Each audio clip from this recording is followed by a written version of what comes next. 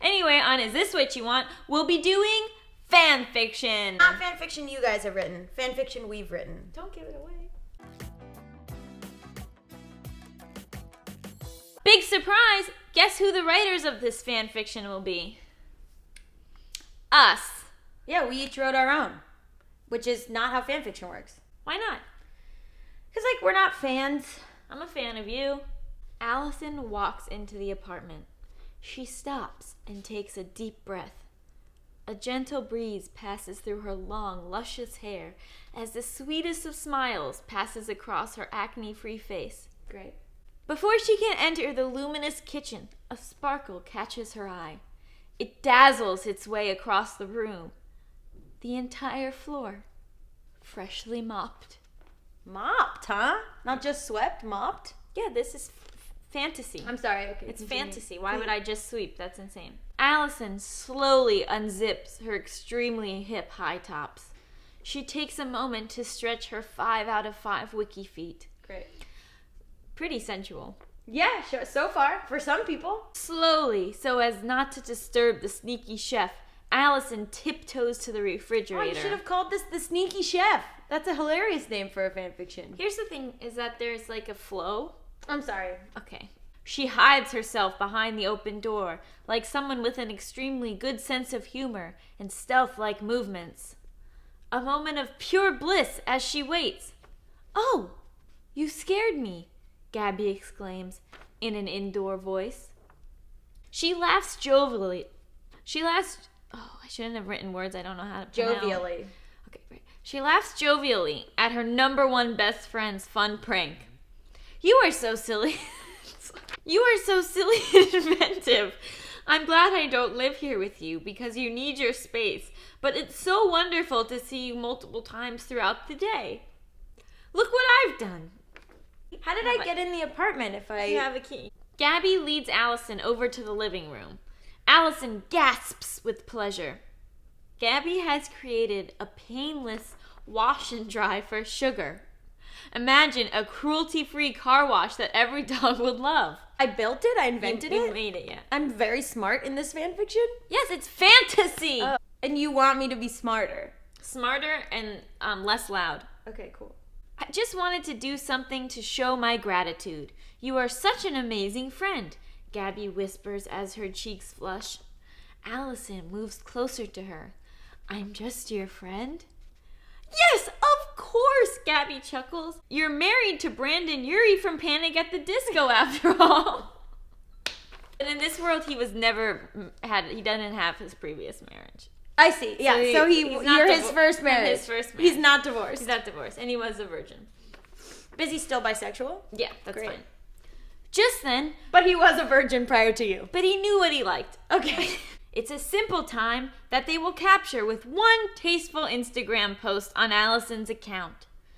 Despite the lack of filter, it quickly garners over 20,000 likes and 200 comments. But the girls are too consumed with the present moment to care about social media. Aww. Even as Allison's followers slide past Gabby's into the millions. Okay. Around 9:30 p.m., Gabby says her farewells, which includes a Blink-182 sing-along, and everyone gets to sleep at a reasonable time. Did you, get, ooh, while it was happening? I got excited about being called a sneaky chef. And then I got excited when Brendan Urie was your husband. This is my fan fiction. What's it called? It's called Live Free or Die Hard. Gabby came home at 10 p.m. and Allison was awake. What? Mine starts after yours ends. Want to do shots? Allison asked, getting up and showing off a tight dress that accentuated her butt. Gabby was stunned. What's the occasion? Allison beamed. I've realized sexuality is a myth perpetuated by the patriarchy. Gabby followed her into the kitchen where she pulled out 2 bottles of tequila and had already cut up limes and salt. So what does that mean? Gabby said, downing her drink expertly. It means I no longer identify as straight, she said, as though it was obvious, because it was. Sometimes you don't want to push it too far and then you would no longer have reasonable disbelief. I've moved beyond the Kinsey scale to something greater. Gabby was confused as Allison took another shot. Really? I mean, that's great that you're so evolved, but I think a lot of strides need to be made in even using the label bisexual before we can move to a society of no labels. Allison placed her fingers on Gabby's lips. Who said that? Me or you? I said that because I believe, I'm not so sure I believe in saying no labels. I think it's like, actually pretty brave to use the term bisexual in my own life. Anyway. Allison placed her finger on Gabby's lips and smiled. Shh, she said, just be happy for me. I've surpassed you in progressiveness. She leaned forward, ready to kiss Gabby, but first she whispered, isn't that great? It is, Gabby said.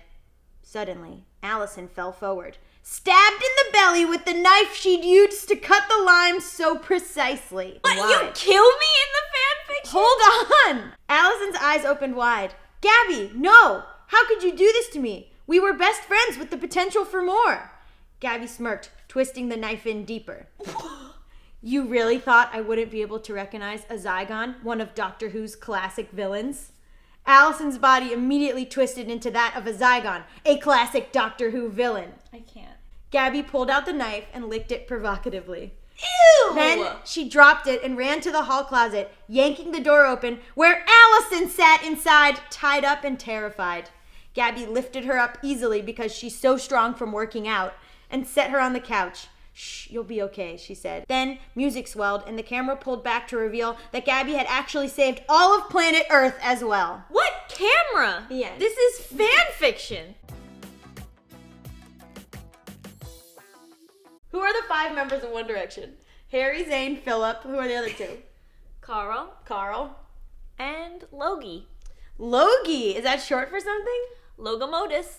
Okay. He's a monster.